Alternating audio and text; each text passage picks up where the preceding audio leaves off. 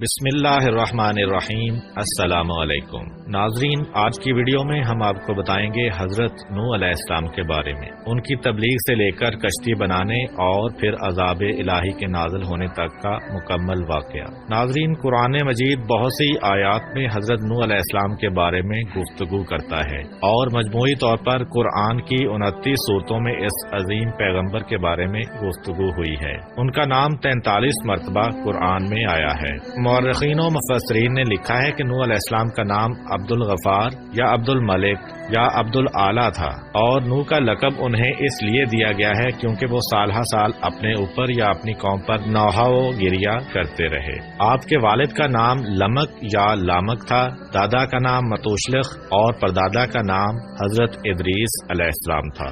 علی بن ابراہیم نے بسند حسن حضرت امام جعفر صادق علیہ السلام سے روایت کی ہے کہ حضرت نوح علیہ السلام 300 برس تک اپنی قوم کو خدا کی طرف دعوت دیتے رہے، لیکن قوم نے ان کی دعوت قبول نہ کی تو چاہا کہ ان پر نفرین کریں۔ اس وقت ان پر طلوع آفتاب کے قریب آسمان اول کے فرشتوں میں سے 2000 گروہ نازل ہوئے۔ وہ عظماء ملائکہ میں سے تھے۔ نوح علیہ السلام نے ان سے پوچھا کہ تم لوگ کون ہو؟ کہا، ہم سب آسمان اول کے فرشتے ہیں اور آپ سے سفارش کرتے ہیں کہ آپ اپنی قوم پر نفرین نہ کیجیے۔ حضرت نوح علیہ السلام نے کہا، اچھا، میں نے ان کو 300 سال کی مہلت دی۔ 300 سال ختم ہو گئے اور وہ ایمان نہ لائے تو ان پر آپ نے پھر نفرین کا ارادہ کیا تو دوسرے آسمان کے 2000 گروہ فرشتوں کے آئے۔ نوح علیہ السلام نے پوچھا، تم لوگ کون ہو؟ کہا، ہم سب آسمان دوم کے قبائل ملائکہ سے 2000 قبیلے ہیں، اور ہم آپ کے پاس آئے ہیں اس لیے کہ آپ سے التجا کریں کہ آپ اپنی قوم پر نفرین نہ کریں۔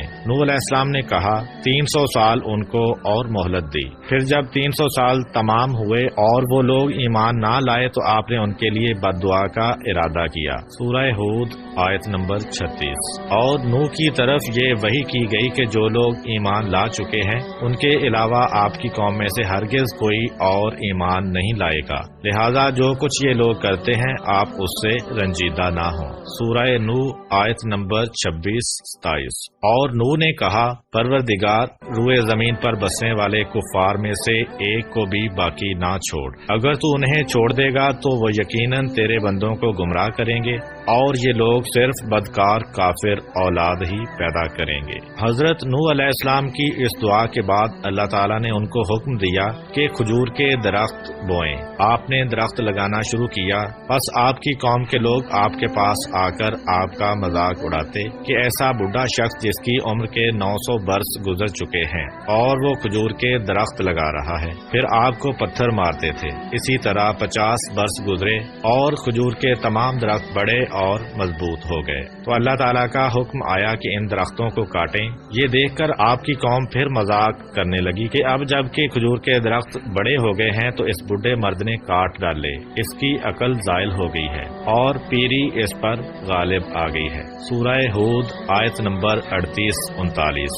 اور وہ یعنی حضرت نوح علیہ السلام کشتی بنانے لگے اور ان کی قوم کے سرداروں میں سے جو وہاں سے گزرتا وہ ان کا مذاق اڑاتا تھا۔ نوح علیہ السلام نے کہا، اگر آج تم ہمارا مذاق اڑاتے ہو تو کل ہم تمہارا اسی طرح مذاق اڑائیں گے جیسے تم مذاق اڑاتے ہو۔ عنقریب تمہیں علم ہو جائے گا کہ کس پر وہ عذاب آتا ہے جو اسے رسوا کر دے گا اور کس پر ہمیشہ رہنے والا عذاب نازل ہوگا۔ اللہ تعالیٰ نے حضرت نوح علیہ السلام کو کشتی بنانے کا حکم دیا اور جبرائیل علیہ السلام کو ان کی تعلیم پر مامور فرمایا۔ غرض کہ نوح علیہ السلام نے کشتی بنانا شروع کیا۔ اس کی لمبائی 1200 ہاتھ، چوڑائی 800 ہاتھ اور اونچائی 80 ہاتھ تھی۔ ایک ہاتھ سے مراد کوہنی سے لے کر درمیانی انگلی کا آخری سرا ہوتا ہے اور یہ تقریباً آدھا میٹر ہوتا ہے۔ اس طرح کشتی کی لمبائی تقریباً 600 میٹر، چوڑائی 400 میٹر اور اونچائی 40 میٹر تھی۔ حضرت نوح علیہ السلام نے عرض کی، خدا بندہ، کشتی بنانے میں میری کون مدد کرے گا؟ خدا نے وہی فرمائی کہ اپنی قوم کے درمیان اعلان کرو کہ جو شخص کشتی بنانے میں میری مدد کرے گا اور اس کی کوئی چیز تراشے گا تو جو کچھ تراشے گا وہ چاندی سونا بن جائے گا۔ حضرت نوح علیہ السلام نے یہ اعلان کیا تو لوگ کشتی بنانے میں آپ کے ساتھ شامل ہو گئے اور مذاق بھی کرتے جاتے تھے کہ جنگل میں کشتی بنا رہے ہیں۔ جب خدا نے قوم نوح علیہ السلام کو ہلاک کرنے کا ارادہ کیا تو 40 سال پہلے سے ان کی عورتوں کو بھانج کر دیا تھا، پھر ان میں کوئی اولاد نہیں ہوئی۔ جب نوح علیہ السلام کشتی بنا کر فارغ ہوئے تو خدا کے حکم سے آپ نے سریانی زبان میں ندا کی، جس کو سن کر تمام چوپائے اور جانور حاضر ہوئے۔ آپ نے ہر حیوان کا جوڑا کشتی میں داخل کیا۔ آپ کی 950 سالہ تبلیغ کے نتیجہ میں دنیا کے تمام لوگوں میں صرف 80 اشخاص آپ پر ایمان لائے تھے۔ سورہ ہود آیت نمبر 40۔ یہاں تک کہ جب ہمارا حکم آ گیا اور تنور سے پانی ابلنے لگا تو ہم نے کہا، اے نوح، ہر جوڑے میں سے 2 کشتی پر سوار کرو اور اپنے گھر والوں کو بھی سوائے ان کے جن کی بات پہلے ہو چکی ہے، اور ان کو بھی سوار کرو جو ایمان لا چکے ہیں، اگرچہ ان کے ساتھ ایمان لانے والے بہت کم تھے۔ کشتی مسجد کوفہ میں تیار کی گئی۔ جب وہ دن آیا جس روز خدا ان کو ہلاک کرنا چاہتا تھا، نوح علیہ السلام کی زوجہ تنور میں جو مسجد کوفہ میں مشہور ہے روٹی پکا رہی تھی، اور نوح علیہ السلام کشتی میں اس جگہ جو جانوروں کے لیے مقرر تھی ان کی چیزیں جمع کر رہے تھے۔ اسی دوران زوجہ نوح علیہ السلام نے آواز دی کہ تنور سے پانی ابل رہا ہے۔ نوح علیہ السلام نے آ کر تنور پر کچھ مٹی ڈالی اور اس پر مہر لگائی کہ پانی باہر نہ آئے، اور جا کر تمام جانوروں کو کشتی میں داخل کیا۔ پھر تنور کے پاس آئے اور مہر توڑی اور مٹی ہٹا دی۔ آفتاب چھپ گیا اور بجائے اس کے کہ قطرہ قطرہ پانی برسے،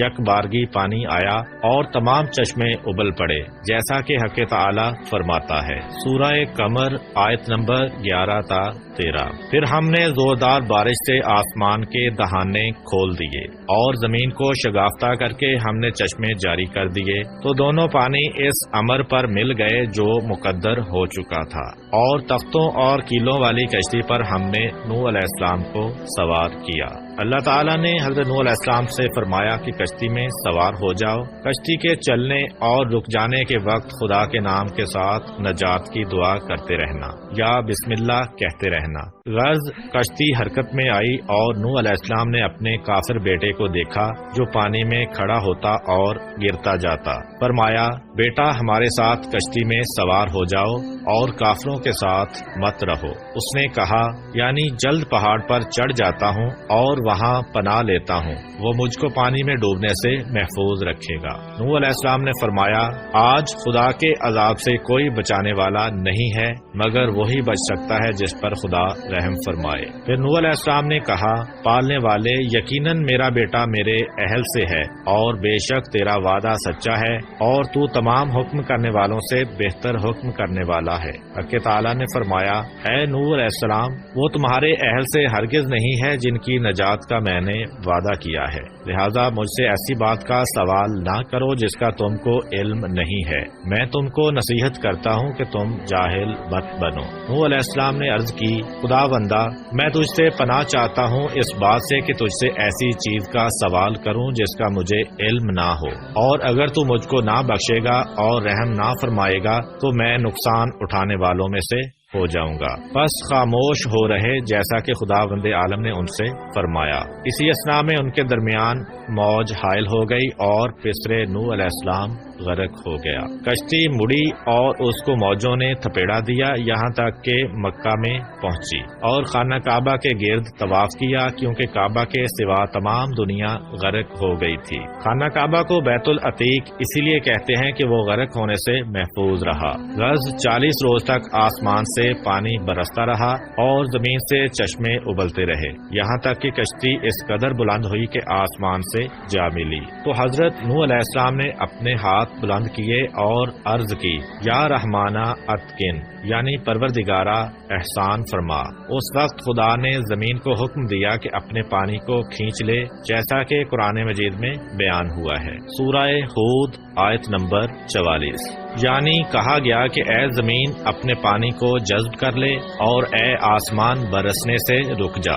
جو پانی زمین سے باہر آیا تھا زمین نے اسے جذب کر لیا، مگر آسمان کے پانی کو قبول قبول نہ کیا اور کہا کہ خدا نے مجھے صرف اپنے پانی کے جذب کرنے کا حکم دیا ہے، تو آسمان کا پانی زمین کے اوپر ہی ٹھہر گیا اور کشتی جودی پر ٹھہری، اور وہ موصل میں ایک بڑا پہاڑ ہے۔ پس خدا نے جبرائیل علیہ السلام کو بھیجا تو جو پانی زمین پر رکا ہوا تھا اس کو ان دریاؤں میں پہنچا دیا جو دنیا کے گرد خلق کیے گئے ہیں، اور نوح علیہ السلام کو خدا نے وحی فرمائی۔ سورہ ہود آیت نمبر 48۔ کہا گیا، اے نوح علیہ السلام، اترو ہماری طرف سے سلامتی اور برکتوں کے ساتھ جو آپ پر اور ان جماعتوں پر ہیں جو آپ کے ساتھ ہیں، اور کچھ جماعتیں ایسی بھی ہوں گی جنہیں ہم کچھ مدت زندگی کا موقع بخشیں گے، پھر انہیں ہماری طرف سے دردناک عذاب پہنچے گا۔ پھر حضرت نوح علیہ السلام نے 80 مومنوں کے ساتھ جو آپ کے ہمراہ تھے موصل میں کشتی سے اترے اور مدینہ السمانین کی بنیاد ڈالی۔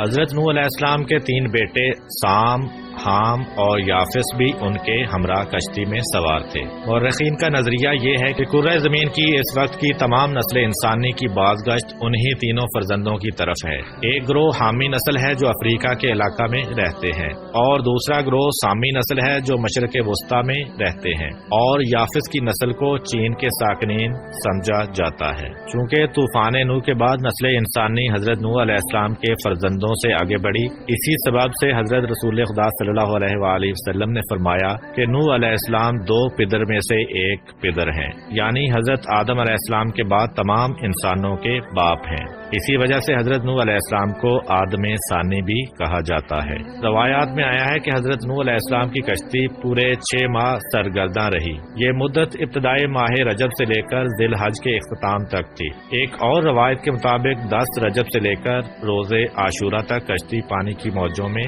سرگرداں رہی۔ حضرت امام موسیٰ بن جعفر علیہ السلام سے منقول ہے کہ جب نوح علیہ السلام کشتی میں بیٹھے اور وہ خدا کے حکم سے چلی، اس وقت خدا نے پہاڑوں پر وحی کی کہ میں اپنے بندے نوح علیہ السلام کی کشتی کو تم میں سے کسی پر ٹھہرانا چاہتا ہوں۔ یہ سن کر تمام پہاڑوں نے اپنے اپنے سر بلند کرنا شروع کیے سوائے کوہ جودی کے جو موصل میں ہے۔ اس نے عجز و انکساری سے کام لیا اور کہا کہ میرا وہ رتبہ نہیں ہے کہ نوح علیہ السلام کی کشتی مجھ پر ٹھہرے۔ خدا نے اس کی انکساری پسند فرمائی اور کشتی کو معمور کیا کہ اسی پر ٹھہرے۔ لہذا جب کشتی جودی سے ٹکرائی اور متزلزل ہوئی تو اہل کشتی کو اس کے ٹوٹ جانے اور ڈوب جانے کا خوف ہوا۔ اس وقت نوح علیہ السلام نے ایک جروکے سے جو کشتی میں تھا اپنا سر باہر نکالا اور ہاتھوں کو آسمان کی جانب بلند کیا اور کہا، یا رحمانو اتقن، یعنی پروردگار احسان فرما۔ ایک اور روایت کے مطابق حضرت نوح علیہ السلام نے جناب رسول خدا اور ان کی آل کا واسطہ دے کر اللہ تعالیٰ سے دعا کی تھی۔ بہت سے مفسرین نے کہا ہے کہ کوہ جودی جس کے کنارے کشتی نوح علیہ السلام آ کر لگی تھی اور جس کا ذکر قرآن میں آیا ہے، وہ وہی مشہور پہاڑ ہے جو موصل کے قریب ہے۔ بعض دوسرے مفسرین نے اسے حدود شام میں یا آمد کے نزدیک یا عراق کے شمالی پہاڑ سمجھا ہے کہ یہ وہ پہاڑ ہے جو موصل اور الجزیرہ کے درمیان ہے۔ الجزیرہ شمالی عراق میں ایک جگہ ہے اور یہ الجزائر یا الجزیرہ نہیں جو کہ آج کل مشہور ہے۔ بعید نہیں کہ ان سب کی باز گشت ایک ہی طرف ہو، کیونکہ موصل، آمد اور الجزیرہ سب عراق کے شمالی علاقوں میں ہیں اور شام کے نزدیک ہیں۔ حضرت امام جعفر صادق علیہ السلام سے منقول ہے کہ حضرت نوح علیہ السلام کی عمر 2500 سال ہوئی۔ 850 سال مبعوث ہونے سے قبل، 950 سال قوم کی ہدایت کا زمانہ، 200 سال کشتی کی تیاری میں گزرے اور 500 سال طوفان کے بعد زندہ رہے۔ جب پانی زمین سے خشک ہوا تو شہروں کی بنیاد ڈالی اور اپنی اولاد کو ان میں آباد کیا۔ جب 2500 سال تمام ہوئے تو وہ اس وقت دھوپ میں بیٹھے ہوئے تھے۔ کہا، السلام علیکہ یا نبی اللہ۔ حضرت نوح علیہ السلام نے جواب سلام دیا اور پوچھا، اے ملک الموت، کس لیے آئے ہو؟ کہا، آپ کی روح قبض کرنے کے لیے آیا ہوں۔ کہا، کیا اتنی مہلت دو گے کہ دھوپ سے سائے میں چلا جاؤں؟ کہا، ہاں۔ بس نوح علیہ السلام سائے میں گئے اور فرمایا، اے ملک الموت، دنیا میں میری زندگی کی مدت دھوپ سے سائے میں آنے کے مانند تھی، اب جو کچھ تم کو حکم دیا گیا ہے بجا لاؤ۔ ملک الموت نے حضرت نوح علیہ السلام کی روح مقدس قبض کر لی۔ امید کرتا ہوں کہ آپ کو آج کی ویڈیو پسند آئی ہوگی۔ اگر آپ کو ہماری ویڈیو پسند آئی ہے تو ویڈیو کو لائک کریں اور اپنے دوستوں کے ساتھ شیئر بھی کریں۔ ملتے ہیں اسی طرح کی ایک اور انفارمیٹیو اور اسلامک ویڈیو کے ساتھ، تب تک کے لیے اجازت